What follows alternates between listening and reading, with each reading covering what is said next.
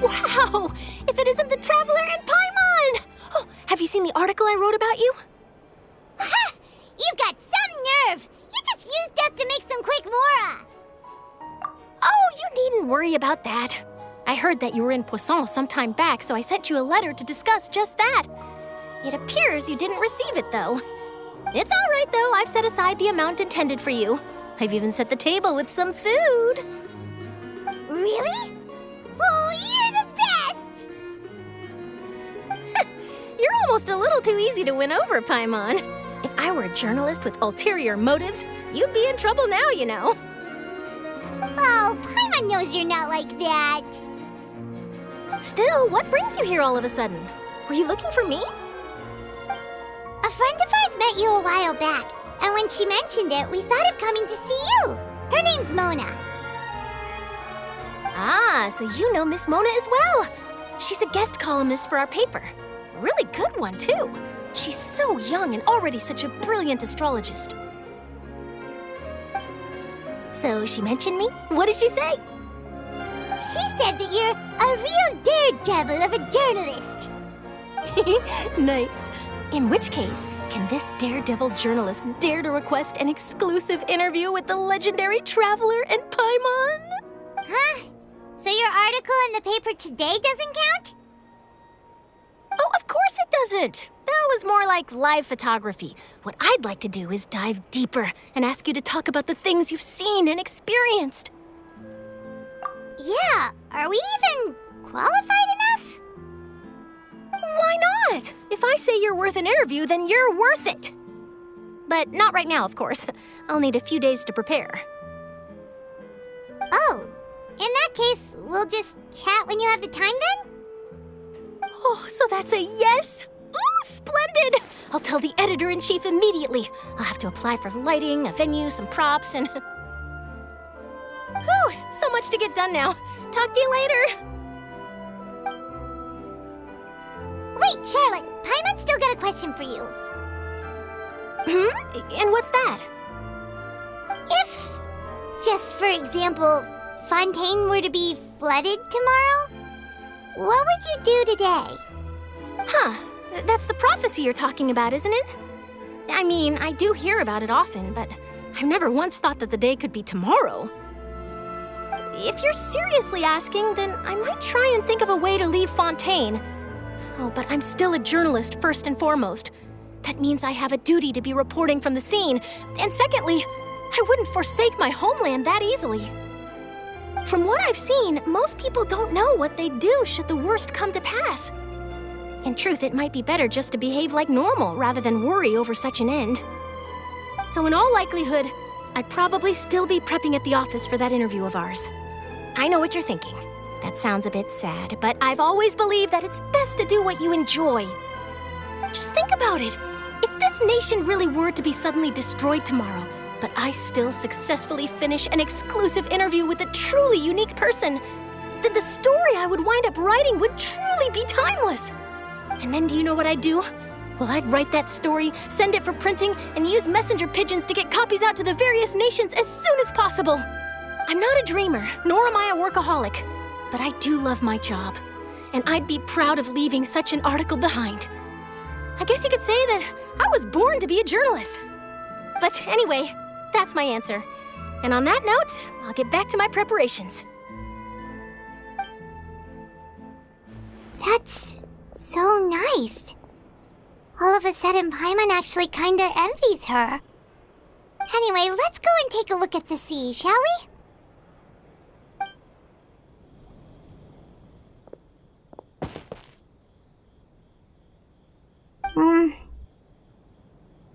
Paimon's been thinking. If it wasn't Fontaine, but all of Tevat that would be destroyed tomorrow, where would we go and what would we do? No, Paimon should ask, if you could choose, what would you like to do?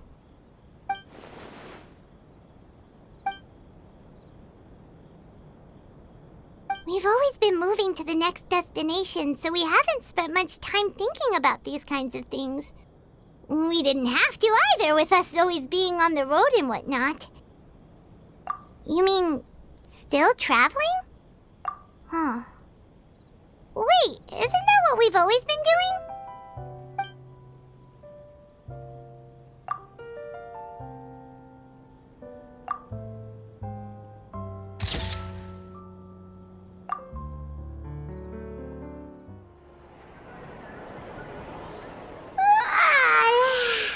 Feels like you'll grow mold if you stay here long enough. But it's still better than the Fortress of Mirapede, that's for sure. It's not only damp there, but salty too. Ah, so the two of you are still here. Wonderful. Oh, you're from the Palais Mermonia, aren't you? Yes, I'm Isadora. Monsieur Nervillet sent me to look for you two before. I heard that afterward you went to the Fortress of Mirapede. Not at all. I'm well aware that you're friends of his.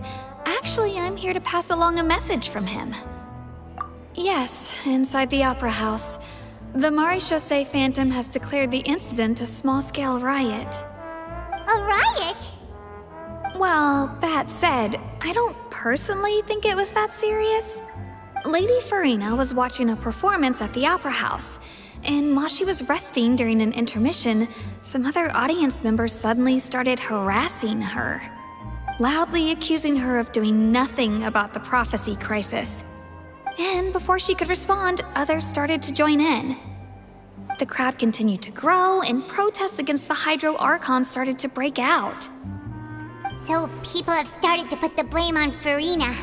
Guess they finally found an outlet for the pressure they've been under due to the prophecy. I agree.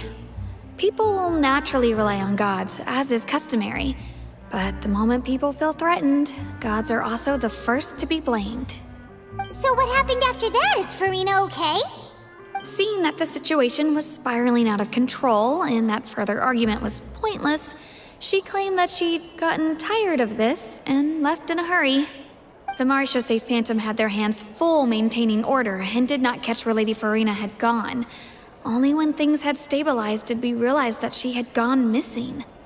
So, you mean she's still missing? That's right. The Maréchaussée has dispatched many people to search for her, but we don't have any leads yet. That said, I don't think there's much to worry about. She is a god after all. Even if she were to fall into the hands of rioters, what could ordinary people do to her? Good. Monsieur Nervillet sent me to tell you about the situation, but he didn't say anything else.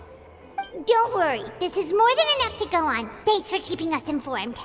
Ah, is that so? Well, all right then. In that case, you two take care. I'll be heading back to the Palais now.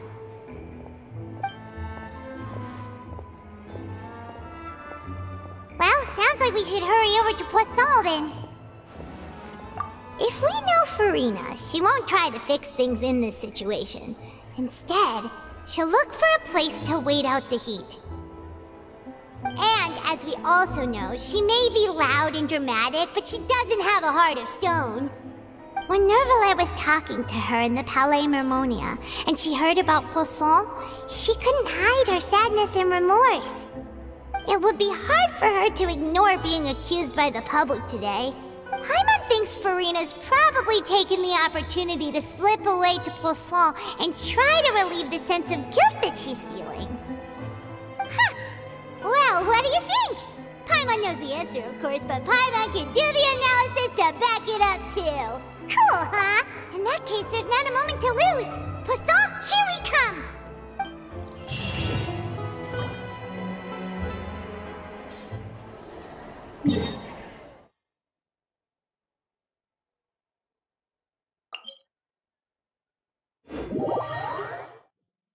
This place looks deserted. Guess all the survivors must have evacuated already. All that's left here are signs of devastation. Could Furina really be here?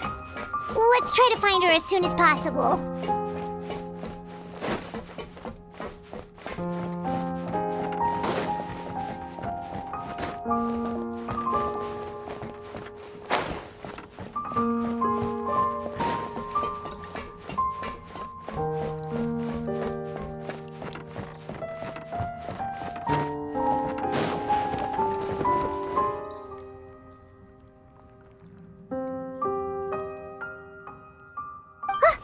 That's Furina, right over there. She really is here all on her own.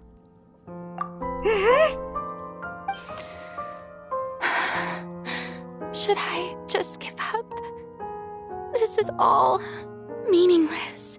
What was meant to happen did happen after all. Everyone's dead. I'm sorry. I am so sorry. Give up, Furina. There's no point in holding out. I'm sorry. But what can I even do other than to repeat meaningless apologies over and over? Who's that? Don't worry, Furina, it's just us. So it is you, blonde traveler from another land. Why, I almost thought you were someone from that mob of my ignorant subjects, come to kneel and beg for my forgiveness. Furina, you were crying just now, weren't you? The tear stains on your face are obvious. What do you mean, tear stains? Oh, I remember. The show at the Opera House earlier this morning was so moving. I'm still trying to process it. Who did that uncivilized rabble think they were, disturbing my enjoyment of the arts? They even dare to tout their Archon. I must teach them a lesson. I can just imagine their twisted and frustrated faces once they realize that I'm nowhere to be found. Oh, and I'm sure Nouvellette and those people from the Marche Chaussee Phantom are freaking out right next to them, too.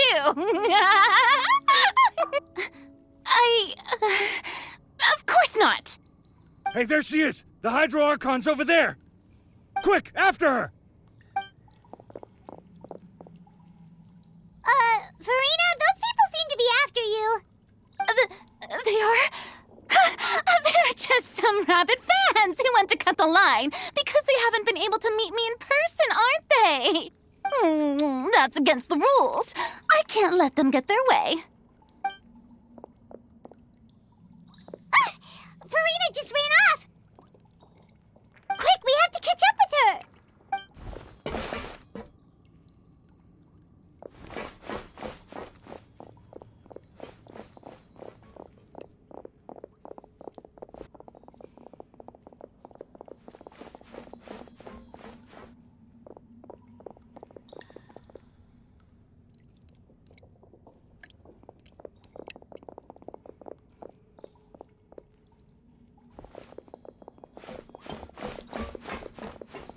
This should be the place, right?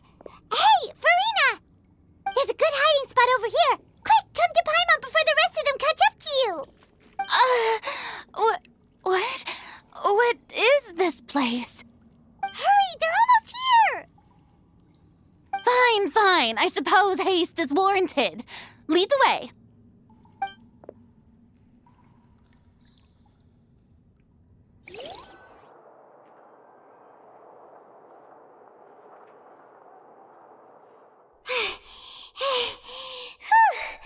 Paimon's exhausted.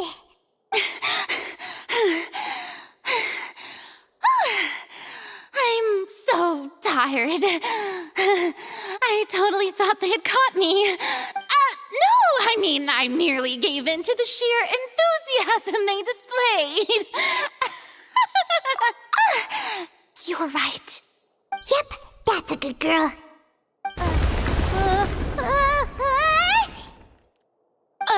What's happening? The ground's shaking. Is it an earthquake? Yeah, a quake of this kind preceded the flooding in Poisson, didn't it? It can't be. It's happening again. Well, there's no need to worry too much about that. Neverlette's made some emergency plans, so the evacuation should go a lot smoother this time. Yeah, I hope you're right. But the people of Poisson, they've already...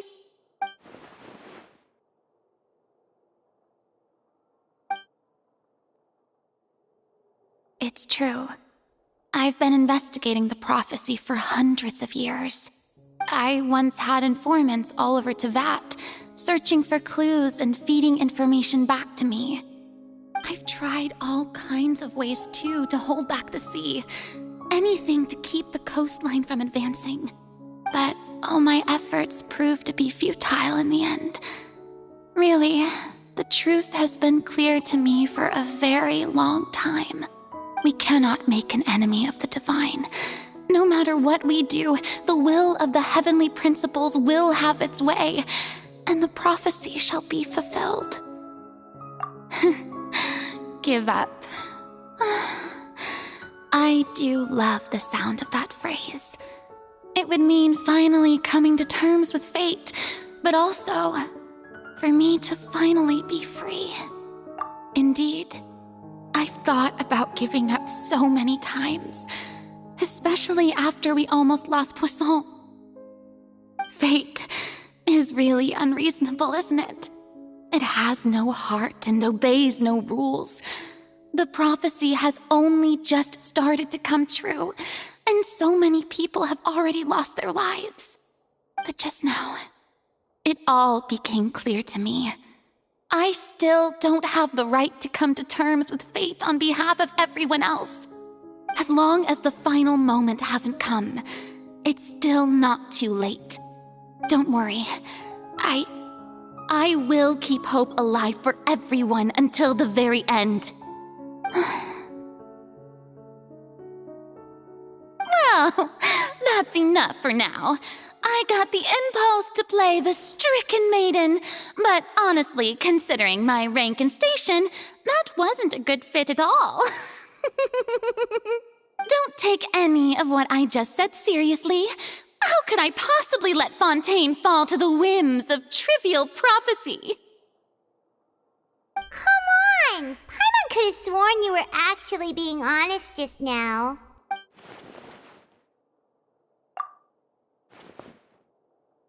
Share my burden. That's impossible. It was fated right from the start that this would be my duty alone. A witness. Yes, I've heard that you came to Tevat from beyond the stars, yes. In other words, you never belonged here. And if Tevat is, in its entirety, a show on a stage, then you're just a spectator, aren't you? If that's the case...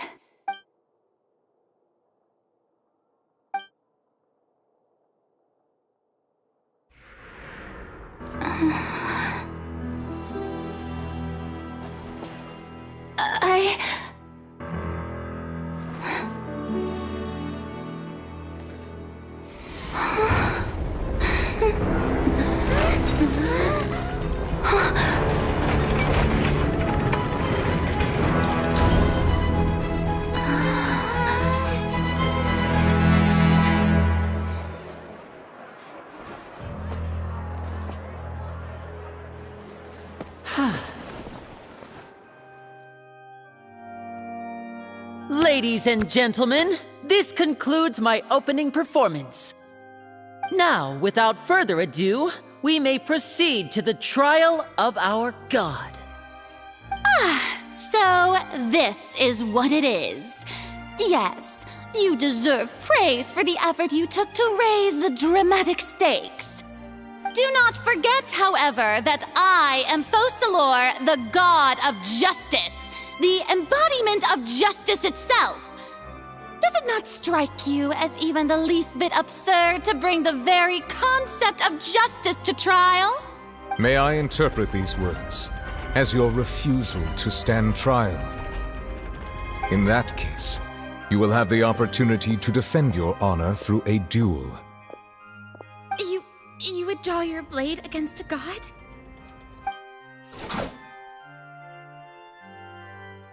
I see.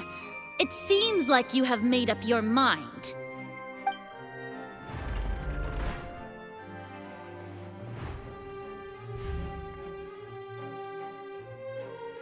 Paimon can't believe it. She just surrendered. What the heck is going on? Did I just see an Archon surrender to a human? Wow, how utterly humiliating. Lady Furina, what is the meaning of this? It would seem that there has been a misunderstanding. To be clear, the raising of both hands is not always an indication of surrender. Looking for excuses again, huh? I raised my hands just now to indicate my acceptance of the trial. No duel shall be necessary. I will admit that I've been running away for a long time. I'm sorry, everyone. I was unable to protect the people of Poisson. It is my duty to stand trial for my crimes. You are not the only ones to be disappointed in me. I, too, am exceedingly disappointed in myself.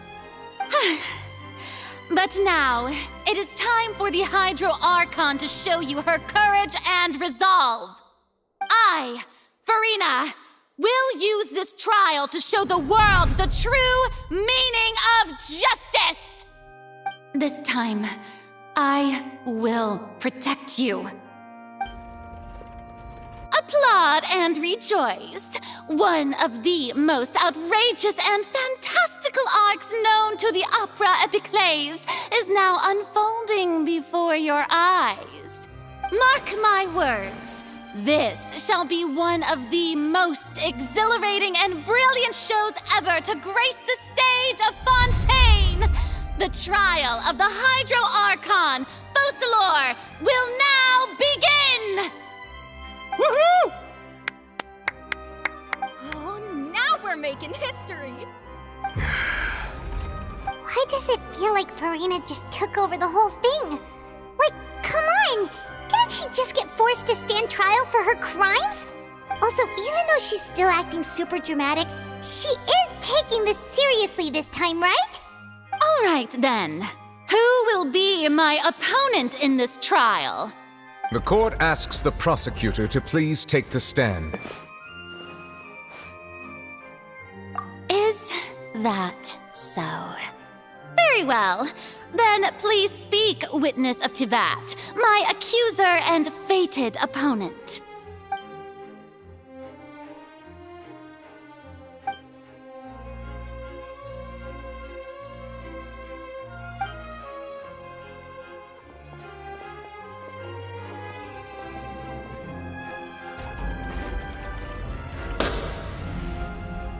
Also, please allow me to ask, as a final question before the trial begins. Just how much work did you do to force me onto this stage? Well, we did do a lot of prep after the meeting that day. I can go over the tasks assigned to the Spina di Rosula, since they were rather straightforward and easy. Navia, the president of the Spina di Rosula. Most of the people who participated in the disturbance this morning were my subordinates. They changed into plain clothes and came to the Opera House as regular audience members, waiting for the perfect opportunity to incite insurrection against you. The people's resentment against their Archon has been building as more and more of the prophecy is fulfilled. A spark was all we needed to turn smoldering anger into a flame. Moreover, according to our understanding and analysis of you, when something like that occurred, you would likely flee the scene and head to Poisson by yourself. So, we arranged for a second group to lie in wait there. So, you mean, the ones who scoured the settlement for me were also from the Spina? And their goal was to force you to step into the giant magic box so you may personally participate in the greatest magic performance in all of Fontainian history. That's right. That house was a magic box, rather than someone's residence. As the super ultimate version of the setup that I used when I first performed at the Opera Epiclese, the volume of the box was increased by a whole order of magnitude, and the distance it traversed was the entire gap between Poisson and Aranias. Its cargo, of course, was an Archon instead of a human. My thanks, Furina. Without your help, we could never have pulled off such an extraordinary performance. You're welcome? Of course, this performance was only made possible with Father's support. The House of the Hearth spent a massive amount of labor in Mora to pull this off. We had to select a location, construct the giant magic box, dig a tunnel, and open up a path through the water. It was a lot of work for all of us. So, in other words, the earthquake that we felt within the giant magic box was just a normal tremor from the transportation of the whole house? That's right. It wasn't a sign of another disaster to come. Then, I can guess Nervilette and Cloran's parts.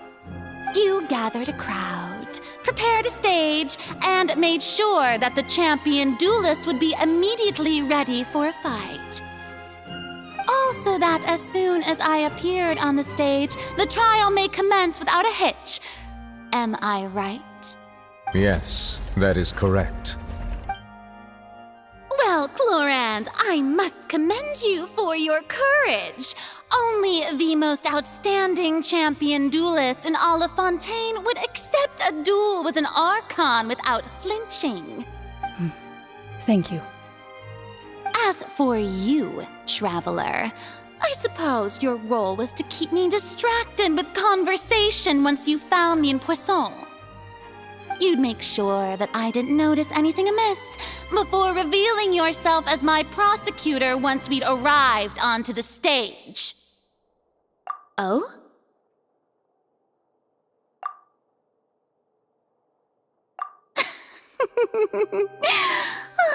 Is that so? Then I suppose I must have missed my final chance. It's fine. It matters not. What's done is done. The stage is already set, so there's no reason to disappoint the audience. Let's see this trial through to the very end.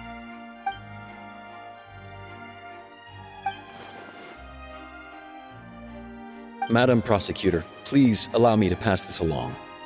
This is a document that Miss Charlotte applied for and received permission to share with you during the trial. According to her, it should speed up the proceedings. Huh? Charlotte wanted to give us something? Oh, so she's here too! Hey, Charlotte! Oh, let Paimon see. Isn't this the exclusive interview that she did with us before? So she's already finished it, huh? Wait, then that means this document is a perfect timeline of everything that's happened ever since we stepped foot in Fontaine! So in other words, we can refer to this anthology of evidence every time we want to use something from our journey as evidence for an argument! Let's quickly confirm the information in it. Just think of it as a refresher, alright? You defeated the Hydro Archon in the very first duel you took part in at the Opera House. That's one for the history books, all right. I didn't think that you'd wind up getting to the bottom of the case I'd been following all this time. I guess you could also see this as a happy coincidence. This is the first time Monsieur Nervilette had a difference of opinion with the Oratrice. Even the Hydro Archon can't figure it out. A Fatui Harbinger. She's an extraordinary person. Her instinct must mean something. The fortress of Meripede was almost destroyed in a single day. That I didn't witness that scene personally will always be a source of professional regret, I think. According to Monsieur Nervilette, both Child and that whale should have been in the primordial sea at that time. I nearly lost my awesome friend Navia. To be honest, that still gives me shivers. The words of someone as extraordinary as a witch can probably only be truly understood when something surreal happens to you. The prosecution and the defense are both in position. The trial shall now begin. Oh, come on, Nervylette. There's no need to repeat all the unimportant legalese. Just fast forward to the part where the prosecution lays out my offenses. As the defendant and the lead actress of this performance, I still haven't even been informed of my supposed guilt in all of this. Of course, it is only natural for humans to struggle to understand the actions of a god. However, you will need more than that to convict me of a crime. That's true, but my charge here is unrelated to your conduct as an Archon. Instead, I would like to charge you as a fraud who's never been the Archon in the first place. Wait, what was that? Lady Furina's a fraud? Hey, I came here thinking that we were going to try the Hydro Archon for forsaking her duty, but did I hear that right? She's not our Archon at all?